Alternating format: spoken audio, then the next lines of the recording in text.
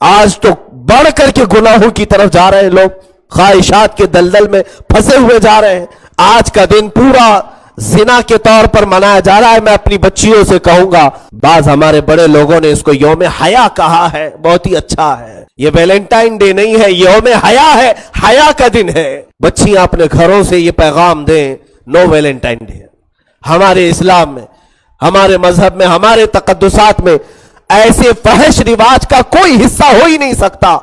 اگر تمہاری خواہشات ہیں، اپنے ماں باپ سے کہو شادی کروا دیں، نوجوان جائیں، نکاح کا پیغام بھیجیں کسی کو۔ اللہ کے حبیب صلی اللہ علیہ وسلم نے تو یہ فرمایا تھا، نکاح کو اتنا آسان کر دو کہ زنا کرنا مشکل ہو جائے، اور یہاں بات ایسی آ گئی کہ زنا کو آسان کر دیا گیا، نکاح کو بہت بھاری بنا دیا۔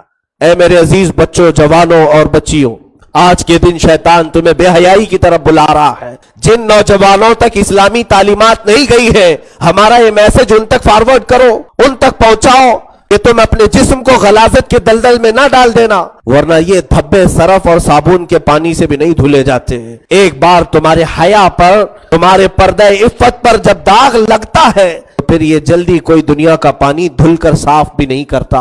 اس کی عمر ہو جائے، اس کا نکاح کر دیا جائے۔ رسول پاک صلی اللہ علیہ وسلم نے فرمایا 5 چیزیں ایسی ہیں جس میں تاخیر کرنا گناہ ہے۔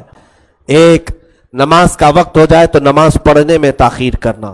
دوسرے، جب کسی کی موت ہو جائے تو جنازہ اٹھانے میں تاخیر کرنا گناہ ہے، جلدی اٹھایا جائے۔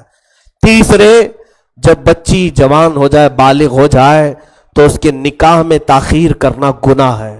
گناہ بڑھتا جائے گا، بچیوں کے اچھے رشتے آئیں، پڑھائیں لکھائیں، میں اس کے خلاف نہیں ہوں۔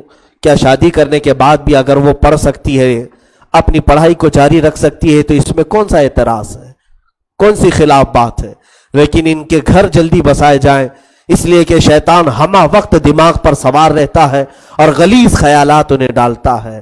اسی طرح نوجوان لوگوں سے بھی، اور جو بڑے لوگ ہیں، یہ نکاح کو آسان بنائیں، نکاح کو آسان کریں۔ آج کے دن میں سب سے یہی گزارش کروں گا، بچوں سے، بچیوں سے، اس برے رسم و رواج کا کلی طور پر بائیکاٹ کریں۔ جب کسی سے زنا ہو جاتا ہے تو اس کی کتنی خرابیاں جانتے ہیں؟ 15 مصیبتیں اس پر اللہ نازل فرماتا ہے۔ 15 مصیبتیں ایسی کہ 5 دنیا میں، 5 قبر میں اور 5 حشر کے دن۔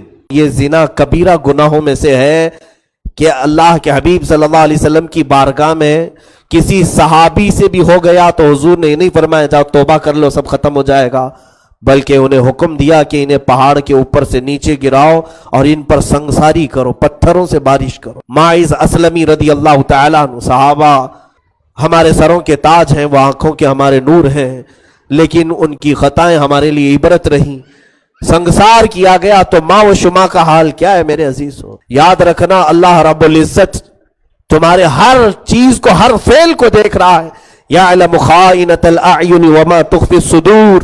اللہ تعالیٰ آنکھوں کی خیانت کو بھی جانتا ہے اور دلوں میں گزرنے والے حالات کو بھی دیکھ رہا ہے۔ وہ بچے اور بچیاں جو اپنے گھروں سے ماں باپ کو بول کر گئیں کہ آج کالج ہے، ہمارے کلاسز ہیں، فلاں جگہ جانا ہے، ملنا ہے، اور پھر ماں باپ کو دھوکہ دے کر کے اگر اپنے معشوق اور اپنے محبوب کے ساتھ رنگ رلیاں منانے کی کوشش کر رہے ہیں، ہو سکتا ہے کہ تم نے اپنے ماں باپ کی آنکھوں کے پر دھول جھونک دیا ہو، تم نے اپنے بھائی بہنوں کو چھپ کر کے اپنے جسم کو غلیظ کر لیا ہو۔ یاد رکھنا، جس خالق نے تمہیں پیدا کیا وہ ہر لمحہ تمہیں دیکھ رہا ہے، ہر آن تمہیں دیکھ رہا ہے۔ جس وقت تمہارا بدن آشکار ہوتا ہے اس وقت بھی رحمان تمہیں دیکھ رہا ہے۔